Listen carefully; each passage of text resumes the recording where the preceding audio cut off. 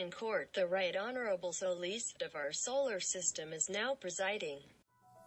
We are gathered here today to answer once and for all the daunting question of whether or not Pluto should be reassigned its status of a planet. The plaintiff today is Stuti, arriving all the way from Pluto, and the defendant is Balak from Earth. I now call upon the plaintiff to present her case. Planets and asteroids of the jury. Today I would like to take you back in time 90 years ago in 1930, when Clyde Tombaugh noticed a tiny dot drifting back and forth against the dark backdrop of the stars. My home, Pluto. This was a cultural reset. Now we had 8 planets instead of 9. Children in school started to memorize that. Disney adapted it to something we all cherish today in its Mickey Mouse series, and Pluto just became a household name. This joy and familiarity would only last a few more decades though, because in 2006, with only 2% of the International Astronomical Unit voting against Pluto being a planet, my home was banished from the solar system. Consider the impact this must have had on my species, but also the 2,000 babies who had to memorize 9 planets only to learn their life is a lie. I would like to call upon my witness, Charon.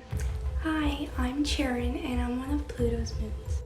Charon, being in the close vicinity of Pluto that you are, could you please describe the planet and reveal some of the things that people on Earth may not commonly know about? Well, actually, Pluto is still largely undiscovered. Pluto's active geology and dynamism is what allows for it to have an interior ocean, a multi-layered atmosphere, organic compounds, and evidence of ancient lakes and multiple moons. According to Metzger, the only planet that has more complex geology is planet Earth. So you see, Earth and Pluto are actually quite alike, except Pluto had the misfortune of being situated in one of the most crowded parts of the solar system, thereby being unable to clear its surroundings. The culture and connotations around the word dwarf is frankly detrimental to this planet, since it almost adheres to all the criteria required for it to be passed as a planet, and 98% of the IAU actually agrees. And ending our solar system on a planet like Pluto is just so much better than Uranus, and that isn't even up for debate. On that note, I rest my case.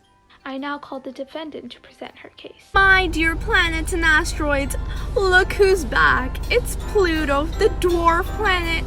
I don't understand why you keep on coming here over and over again when the IAU clearly degraded you to a dwarf planet status back in 2006. You couldn't clear your neighboring region, and I don't understand why that is so hard for you to understand.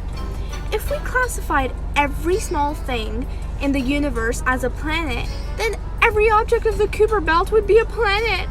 It's that you never bothered to show up before, and now you're here to steal our elite status for what? I don't think you realize, but you guys always are and will always be an outcast. We're like the Ivy Leagues of the universe, and you guys simply don't qualify. And as for you aliens, Stuti, if you guys existed, why didn't you contribute to space exploration missions like we have? We sent satellites to the moon, and we walked on the moon. We discovered water on Mars. We landed on Titan, and we even grew lettuce in space. And what have you guys done? Just come forward and beg for planet status? Based on the testimonies and evidence gathered in court today, I now call upon the jury to make a decision.